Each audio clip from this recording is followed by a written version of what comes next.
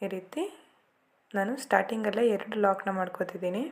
ಈಗ ಕ್ರೋಶಾ ಮೇಲೆ ದಾರ ತಗೊಂಡು ನಾನು ಎಲ್ಲಿ ಲಾಕ್ ಮಾಡಿದ್ದೀನಿ ಅಲ್ವ ಅಲ್ಲಿಂದ ಸ್ವಲ್ಪ ಮುಂದೆ ಈ ರೀತಿ ಕ್ರೋಶಾನ ತೂರಿಸ್ಕೊಂಡು ದಾರ ಎಳ್ಕೊತಿದ್ದೀನಿ. ಈಗ ಕ್ರೋಶಾ ಮೇಲೆ 3 ದಾರ ಬಂದಿದೆ ಒಟ್ಟು.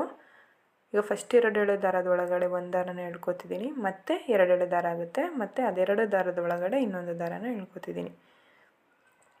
ಕ್ರೋಶಾ ಮೇಲೆ ದಾರ ತಗೊಂಡು ಸೀರೆ ಒಳಗಡೆಯಿಂದ ದಾರ ಎಳ್ಕೊತಿದ್ದೀನಿ. ಈಗ ಫಸ್ಟ್ 2 ಒಳಗಡೆ ಒಂದು ದಾರ, ಮತ್ತು 2 ಒಳಗಡೆ ಒಂದು ದಾರ ತಗೋತಿದ್ದೀನಿ. ಇದನ್ನು ಬಂದು ನಾನು ಒಂದೆಳೆ ಕಂಬ ಅಂತ ಹೇಳ್ತೀವಿ. ಈ ರೀತಿ ಸೀರೆ ಒಳಗಡೆಯಿಂದ ದಾರ ತಗೊಂಡು ಫಸ್ಟ್ 2 ಒಳಗಡೆ ಒಂದು, ಈಗ ಕ್ರೋಶಾ ಮೇಲೆ 2 ದಾರ ಬಂದಿರುತ್ತೆ, ಮತ್ತು ಅದೇ 2 ಒಳಗಡೆಯಿಂದ ಒಂದು.